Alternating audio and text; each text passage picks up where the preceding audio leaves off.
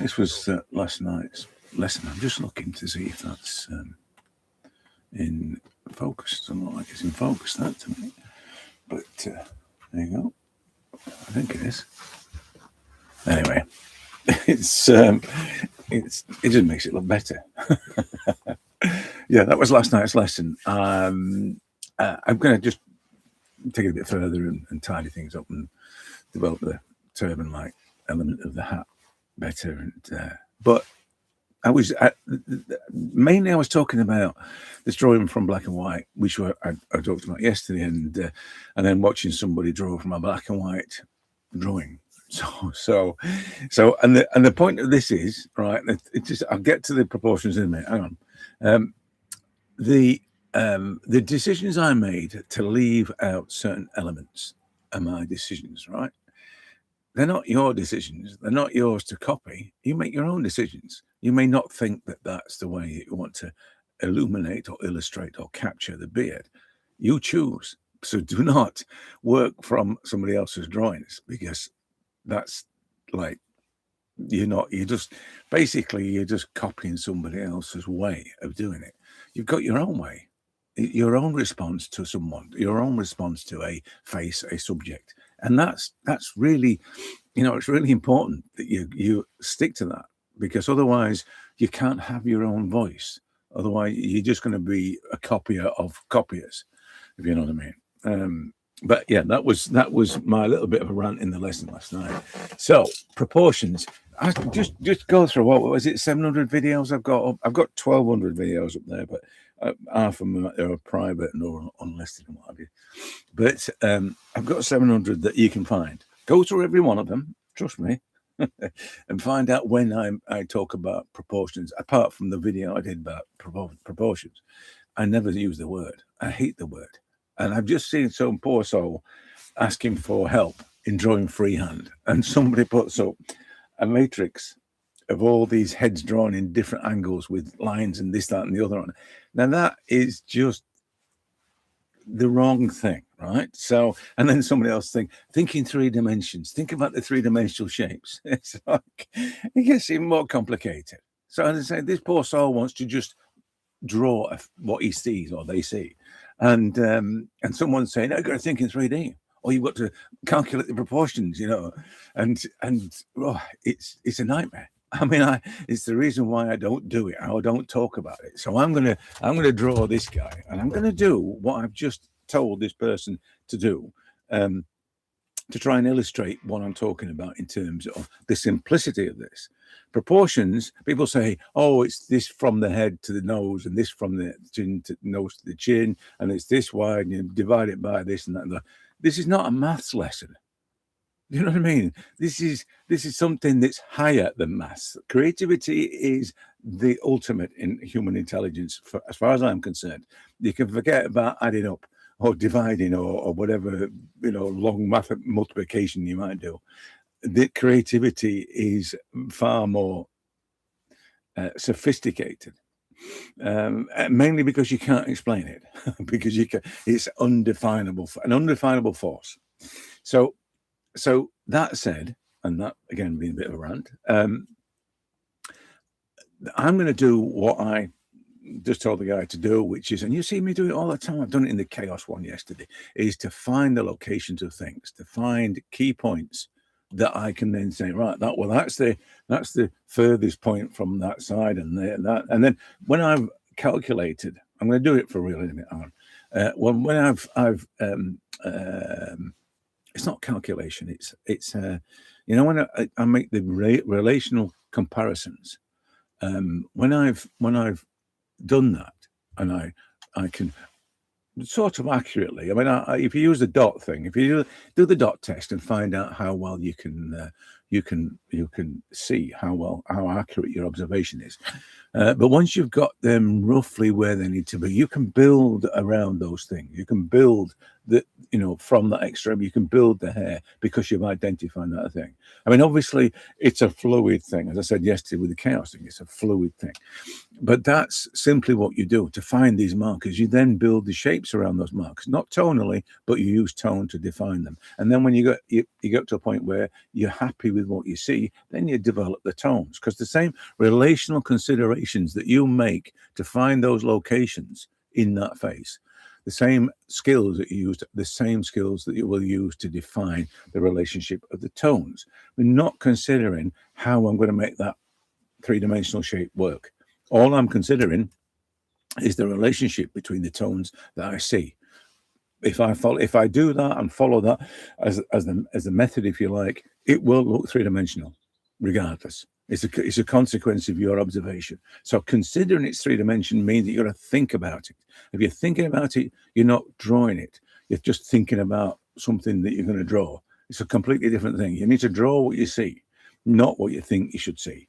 So thinking about it in three dimensions, doing the divisional thing with all the proportional nonsense, it's just going to make everything more complicated.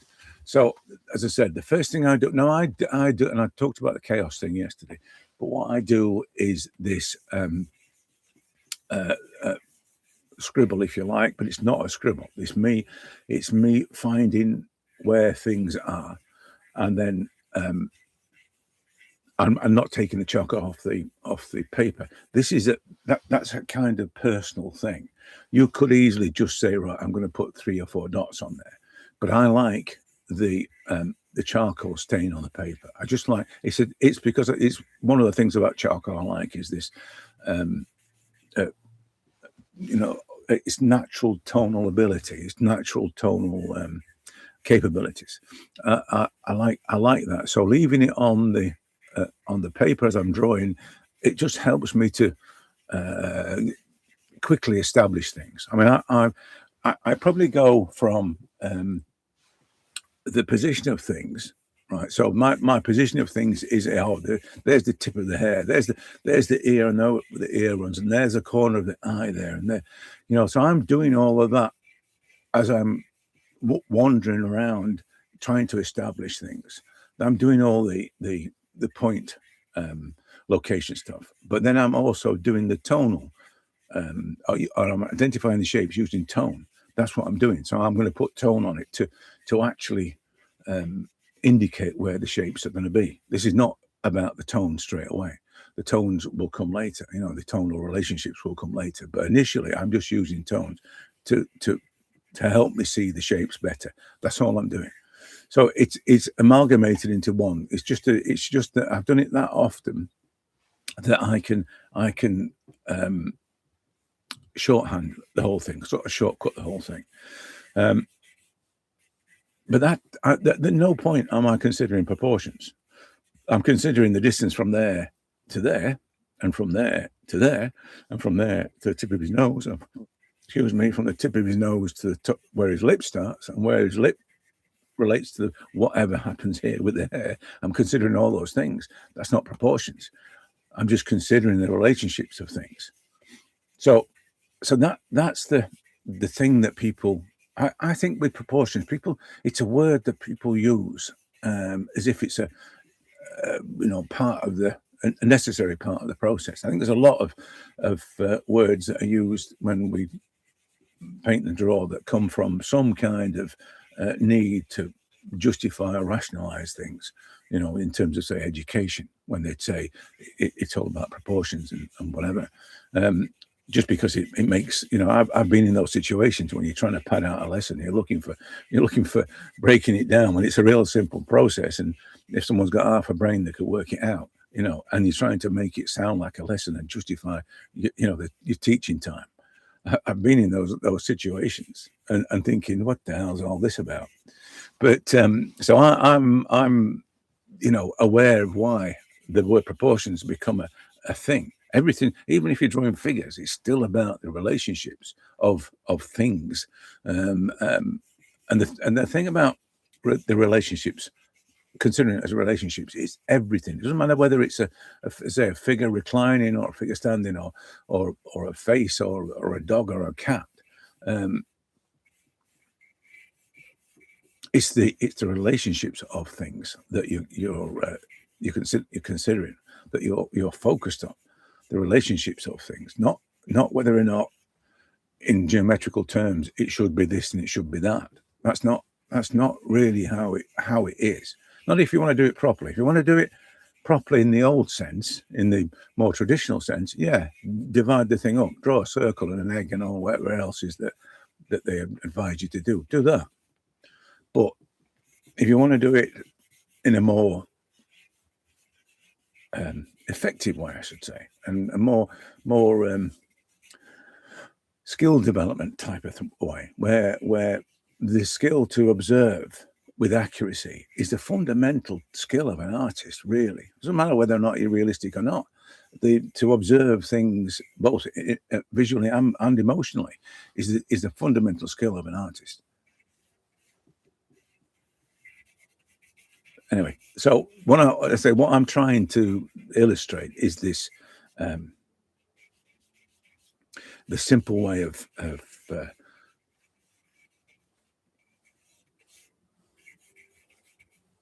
sorry, I'm just thinking the simple way of going about doing this. So, you know, as I say, the dots and the shapes and things.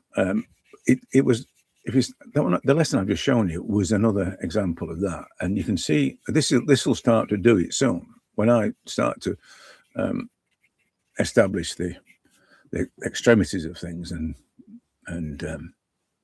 you know, like the sort of beard down here and things. When I start to do that, and the whole thing then starts to look more like what I see.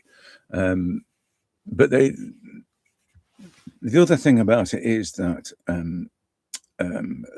it's an evolution. So when you're drawing something like that, there's an evolution that gradually. So you start from roughly aligning or finding the key points, the anchors or the dots. You start from that point, and then you gradually refine, because you don't find the point straight away. You don't find them. It's not an instant. You know, it's exactly there. Or I'll take a divider, and it's exactly there. You know, that thing about the distance between there and there is the same as the size of the eyes. Forget about all that stuff. It's about seeing. It's about seeing with accuracy, and the relationship between things is what you're looking at, both in terms of size and their locations. So, and as your observation becomes more accurate, as I said this the other day about the conversation, treat this as a conversation. Treat this as you're just getting to know someone. You're gradually asking certain questions, and you're asking the right questions. You're not asking, if I divide your forehead by this, that, and the other, will it make up the right proportions that are known to man? You know, you're not asking those. So you're saying, you know, let me just look a little closer at your eyes. Let me just look a little closer at the tip of your nose. Let me just look a little closer at the way that the tones are working under your eye or the side of your brow. Let me look a little bit closer at those. Hold still a minute while I do it. You know, it's that kind of thing. It's not an instant formulaic thing. So gradually the thing becomes more and more refined and more like the subject. So you go through, as this is doing it now, and I'm working on the relationship of those eyes there, for instance. And as you go through it, suddenly, this is the thing about, so this was 32 minutes or whatever it was. And then suddenly you think, yeah, that's it. I've caught the face. I've caught that because of this evolutionary thing. This is going to do it as well, you can see. And all of a sudden it's there. And because I haven't sort of fallen into the trap of, it must be the right division. It must be the right three-dimensional shape, because I had to consider three. Because you haven't fallen into that trap, you're able to capture the life. If you look at some of the ones I was putting up yesterday about the life from the beginning thing, as soon as you hit that point where the life is apparent in the subject, regardless of what the source is, you don't have to work from life. You can work from photographs. You're drawing what you see. It's a two-dimensional thing. You're working in 2 dimensions. You're giving the impression of 3 dimensions. But as soon as you hit that point where you can see the life in the drawing that you're doing, whatever you do after that it may not make a difference, and it could have a detrimental effect to what you've captured. So you have that point, that question, that when you reach the life that you're trying to capture in the drawing, you have the question is, should I stop? Because I've done it. I've caught the essence of that face. I should stop. So that's the thing about the evolutionary approach to it, with it being, as I say, a more based more on observation than on any kind of knowledge or calculation.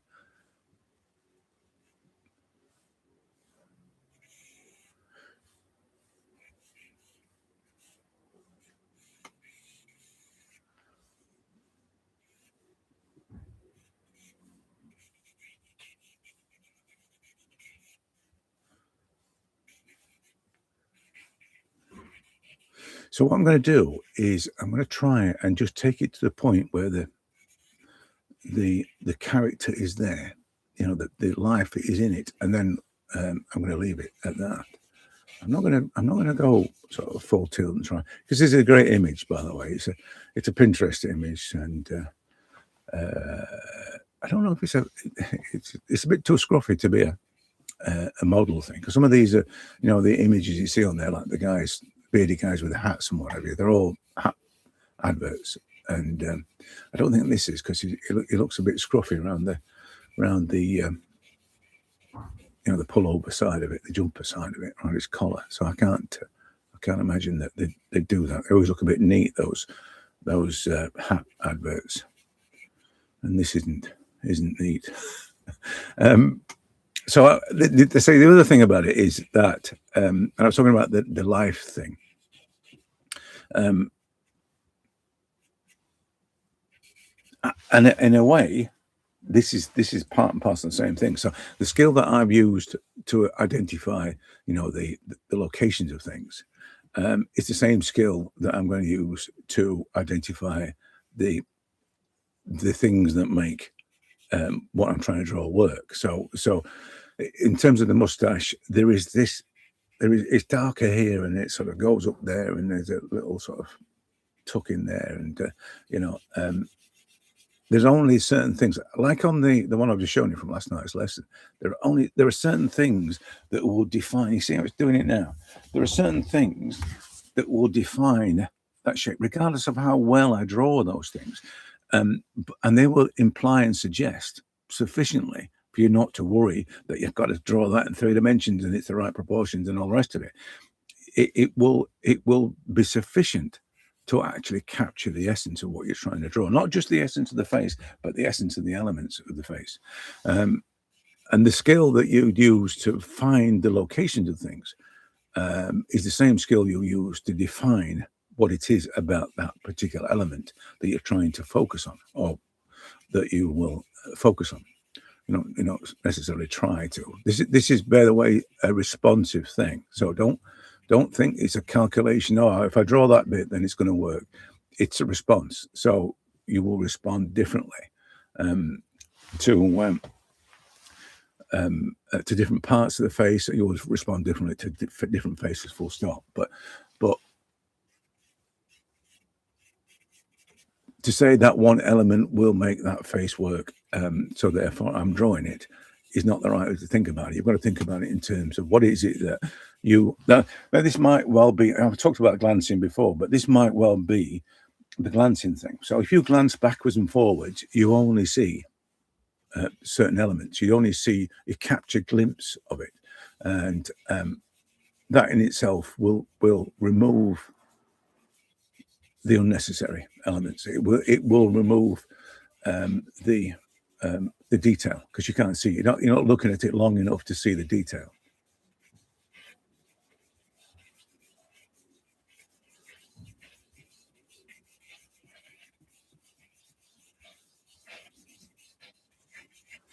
So I'm just going to loosely, things like this. It's like, it's curly hair. How much do I have to draw to tell you it's curly hair? You know what I mean? I don't have to draw all of it, do I? I can't be bothered to draw all of it. I don't want to draw all of it. I just want to draw enough. It's this, I think I say this thing about, I don't want to draw everything I see. I want to draw enough so you can see what I see. It's that. So somebody said to me this morning about beards are difficult. Beards are only, or hair is only difficult when you try and draw it. It's when you don't try and draw it and just let let your marks be completely responsive to what you see. Now then, this is where glancing comes into its own. So as I'm drawing this on the paper, there is moments when I'm not actually looking at the marks I'm making, and I'm just seeing the observational side of things, and it's gradually backwards and forwards. You can probably see my head popping back and forwards now, and that is one of the ways I think that drawing hair, especially sort of detailed curls and things, it's one of the ways that you can get around that problem of what's happening there, and I wouldn't do that. I would just glance backwards and forwards, capturing the briefest of information, and then just transposing that onto the paper, and that's it. It's not a complicated. I don't want it to be complicated. I don't want it to be difficult. I want it to be full of life, like this is. So, anyway, hopefully, I've got over this fixation that people have on proportions. And it's just proportions is just, and well, it's not another way, but it is about the relationships of things. Proportions turns it into something that is possibly definable, possibly explainable, possibly calculable. It's that, and that kind of dependency on a formulaic description or understanding of what it is that you're trying to do, I think takes away from your response to something, because your response has been overridden by, oh, it should look like this. Oh, a nose is this shape. The bone structure of the nose is this. Instead of it being my observation, regardless of its inaccuracies, because I said that to somebody yesterday about Sargent's wrongness. I like Sargent's charcoals for their wrongness as much as for what's right about them. I like the way that he's accepting of the wrongness. The eyes are too big, one's different to the other, or the face is too wide, and the necks are always too long. I like all that, because you can see there a great master of doing this, who accepts and understands that the mistakes and the wrongness of the drawing are part of it, part of and parcel of the drawing, and sometimes the most important part of the drawing. I said that, and as I say, on one of these forums, and this person just couldn't see it. So, I mean, I kind of thought, well, it's probably because I've done so many drawings, face drawings, that I see things in faces that they don't see. But it's also interesting that they don't see that as a quality. They don't see it full stop, but they wouldn't accept it as a quality. They probably just accept it because it's Sargent and therefore it's going to be great. I don't think anybody should just say, oh, Sargent's great because people tell me he's great. You've got to make your own mind up on that. So I'm just about done with this now. I wanted to say, kind of do it in an anti-traditional drawing way, which you can see it is, just to prove a point that it's not really about this idea of calculating the positions of things, i.e. proportions.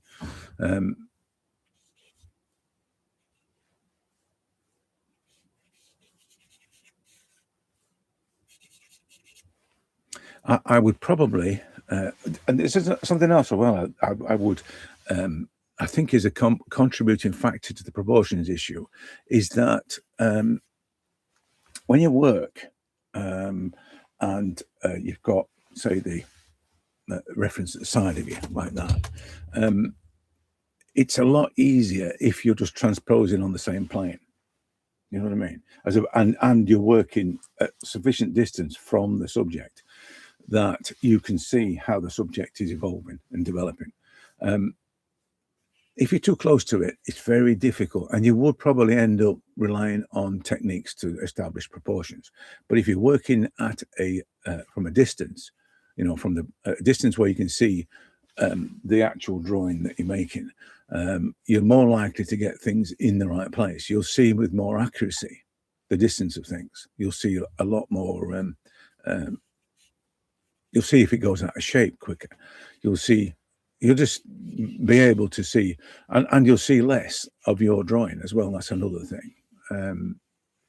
It won't be as you won't feel as compelled to make the things so detailed, because this thing about somebody again about the sergeant thing said that his marks were the briefest of marks, and yet from a distance they were accurate and appeared accurate in detail, and that's one of the effects of working remote. At this kind of distance from you, which is for me is just arm's length. It just helps working upright and arm's length. I think that's the thing. Working on the same plane as your subject as well. I think most people understand either you work flat to flat or you work, vertical to vertical. You don't work from horizontal to vertical or vertical to horizontal, because that's kind of where all your problems start. And that's probably why people would rely on working with calculated proportions, because when you're working from vertical to flat, your brain has to do so much in terms of working out what's happening when the thing comes from a vertical state into your horizontal state. There's a lot of brain calculations to do all that, and that really qualifies the people say practice. That is how you get to understand how to draw from vertical to a flat surface to the horizontal. That's how you learn to do that. It's just practice. But you train the brain to actually make that calculation in a split second. But doing it this way, the brain training part of it is significantly reduced, because you're working literally on the same plane. There's no calculations to be done other than looking at the distance of things, the relationship of things. That's the only real calculation, if you like, that you're doing. But as I say, I rarely talk. Well, I don't talk about proportions. So I just wanted to try and explain why I don't, and why it pertains to this more responsive and observational way of drawing.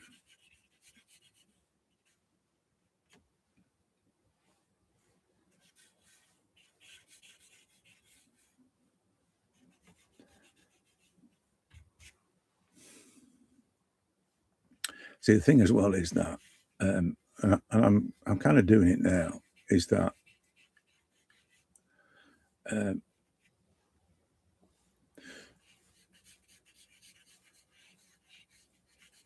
after you've decided on things being in the right place, and I'm gradually tweaking things. That's one of the things I would say as well, is that this more evolutionary approach, you will be drawing right to the end, not just doing an outline and colouring it in. You'll be drawing right to the end and tweaking things as you go. But a lot of the tweaking is tonal development, because as I said on the Peter Cushing drawing, the tonal aspect of it, the way you shape, you give form to the shapes, can have a significant impact on the accuracy of the shape. Sometimes the shapes seem inaccurate until you start to apply tone to the shapes. So, for instance, a typical example is his forehead. Look how wide his forehead looks, and the reason is because of the tonal aspects of it. So there's no actual shaping on that. It's just a big flat mark. But as soon as I start to apply tone to it, you can see that it's no longer a big white shape. So sometimes it's not always about whether or not you've got the shapes right, or you've not been able to capture the shapes properly. Sometimes it's to do with the way that you're bringing form to the shapes.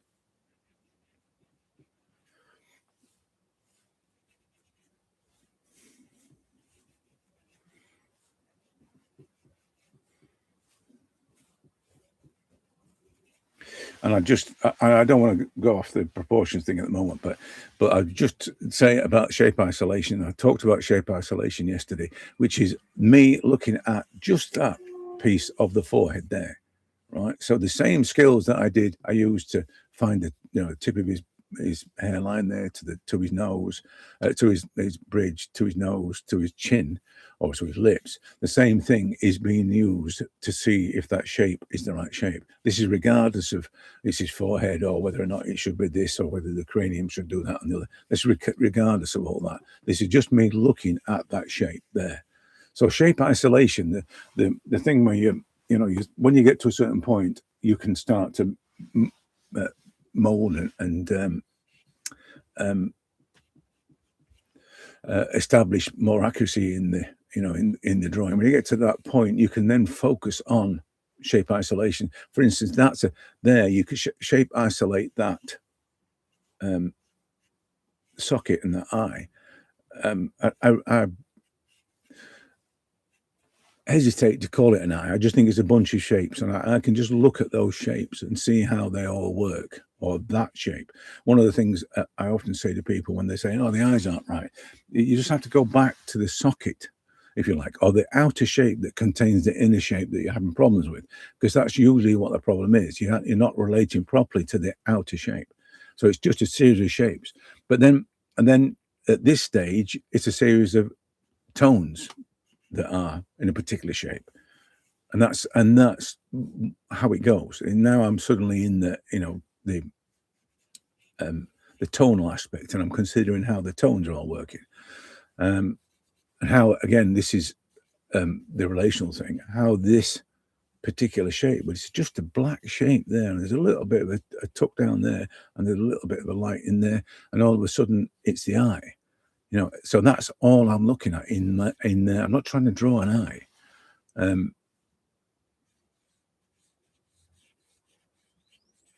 Like I say, I'm gonna leave it at this, because I just want, the whole point was me to talk about the unnecessary consideration and proportions, and how that sort of complicates it for people, especially if you're new to this. You'll get bogged down by it, and the matrix that someone supplied this person of what to consider when drawing a head, the angle, and all the rest of it, that just takes you down a rabbit hole. It's a knowledge-based thing. You got to know these things, and it's not. This is as far from knowledge as you can get. The only reason you need knowledge when you're painting or drawing is to understand how the mediums work.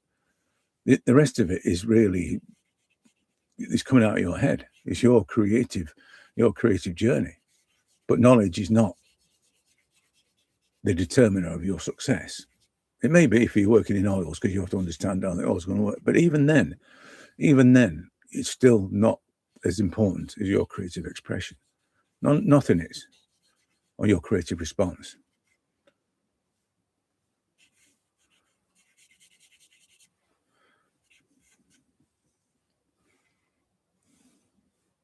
For all those people out there that say, can you leave the image on screen?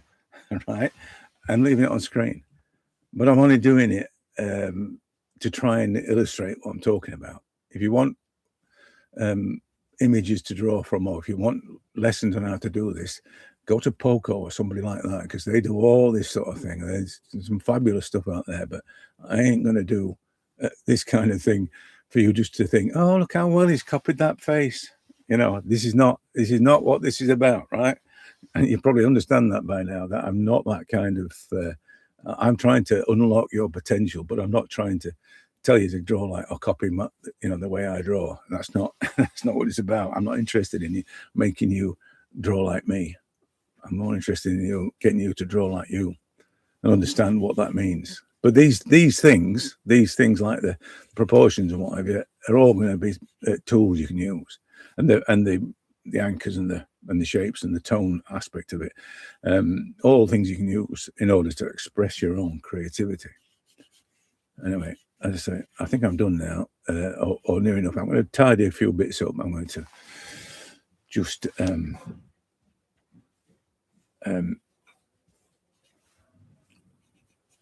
charm things up, the sort of, the locations and the edges and stuff, and fix the tones. One of the things I'd say about, and you can see it's starting to happen now, is that there is a balance to tones on a face. This is the thing that makes the thing, regardless of your execution. When I did this the other day, I was talking about, I think this is the black and white thing. Regardless of the execution, the way that you balance the tones is the way that you give the thing form. So you can see it on this as I start to manipulate the tones, you can see how the thing becomes more realistic. But realism is it's not necessarily the primary goal, because it shouldn't be. But my thing is to create realistic images. It doesn't mean to say that they have to be. I've just seen somebody who paints in watercolor, and they're kind of nearly realistic, if you know what I mean. They do them in books, and they're nearly realistic, but there's a sense of stylistic kind of interpretation about it, and I love all that. So that's her personal voice, and that's really what I suppose is at the root of this. It has to be your personal response, which is why it's important when I talk about the emotional side of things, because it's emotion that will drive your personal response, not your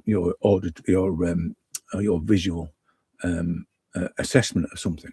Because the trouble with the visual assessment, unless it is something that really does stimulate your visual senses, because it can. I mean, but there's still always an emotional part of that. Even if you look at a fabulous landscape, and you move to want to paint it, it's an emotional. The moving part is the emotional part of it.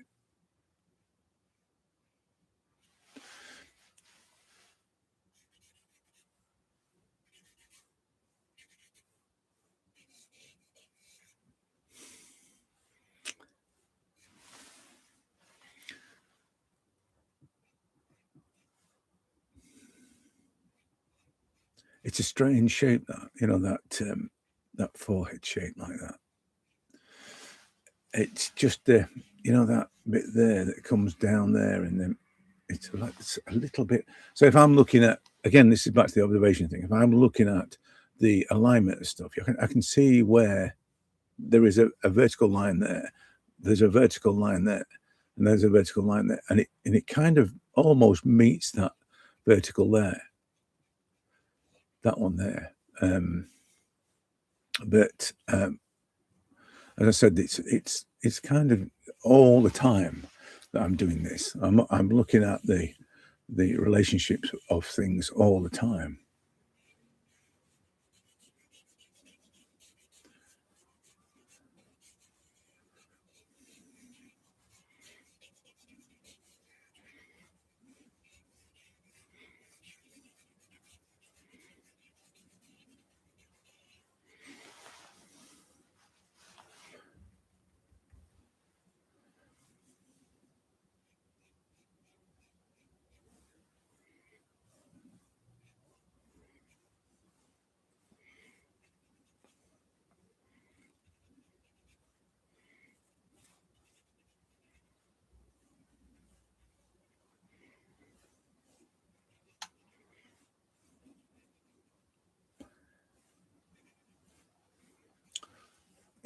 I thought yesterday I'd do a kind of summary of beards and put it onto what's the name, Threads or TikTok, I can't remember.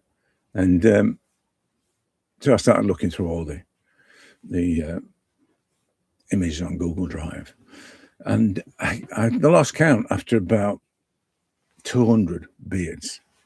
So I've drawn old men, crusty old men, crusty young men with beards more than 200 times. And then somebody said to me about it's difficult to draw beards. Now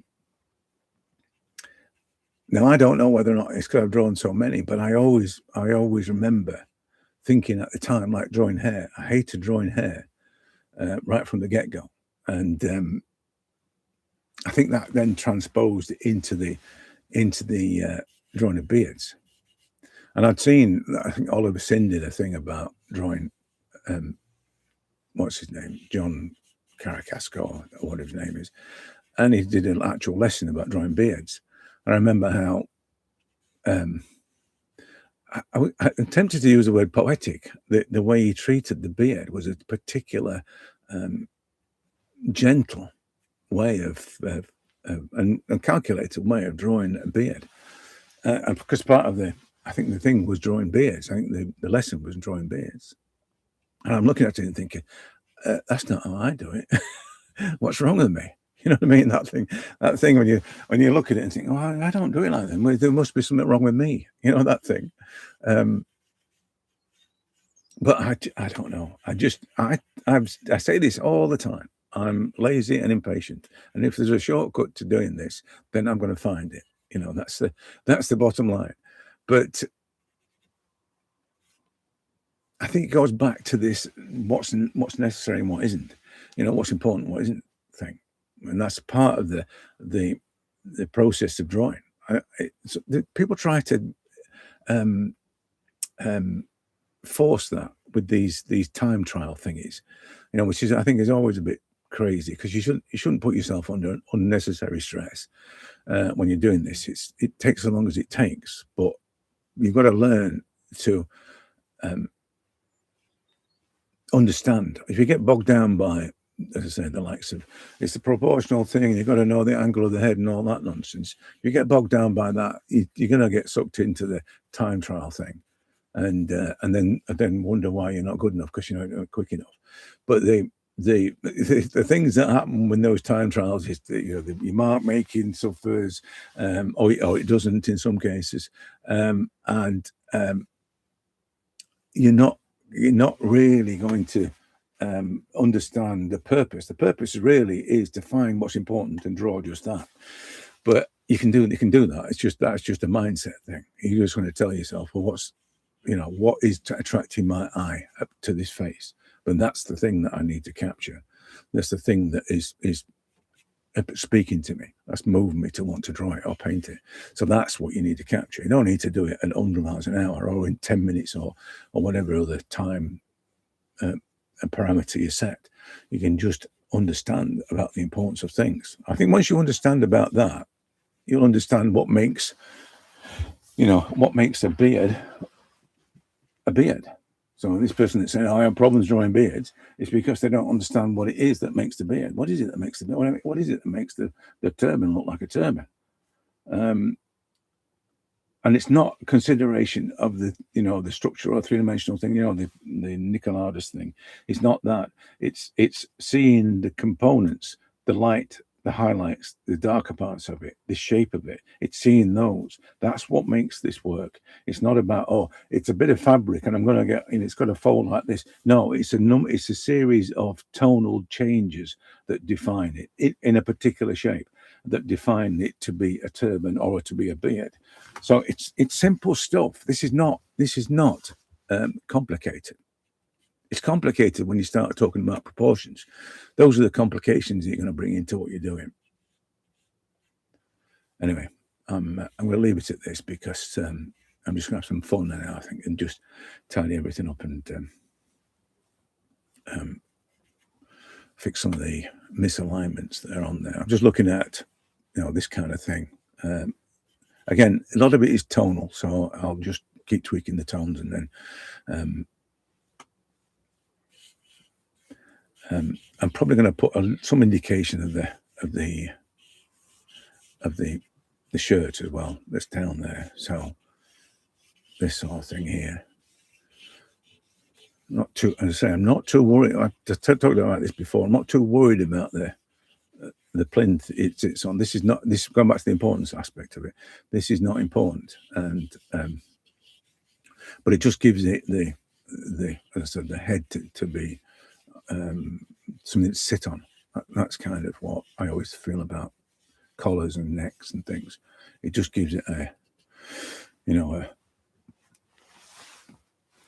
a reason to be there, which is what I've talked about that before with the, if your head's in a particular, the head that you're drawing is in a particular angle, you almost need to qualify it by showing the shoulders or the neck.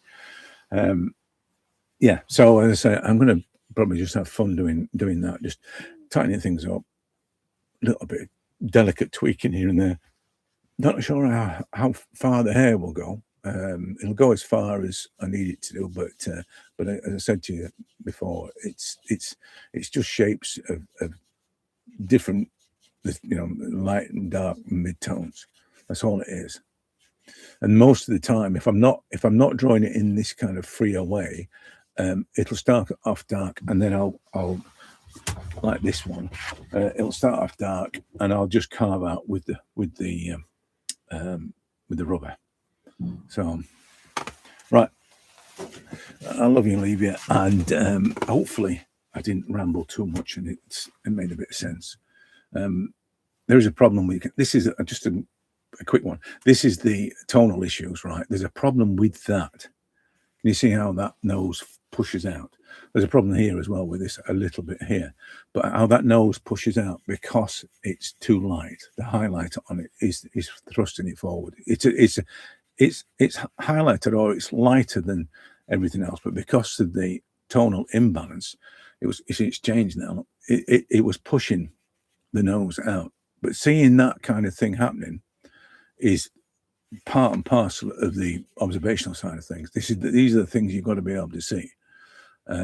Just as I was talking about the shape isolation at the top. But once things start to become in balance with each other, things change.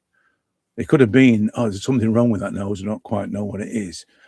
And then you'll resort to the mechanical aspect of it. It's not drawn in a particular way, or it's not drawn the right way. These are just shapes and tones that just need to be manipulated. That's all it is. It's not a construction. There's no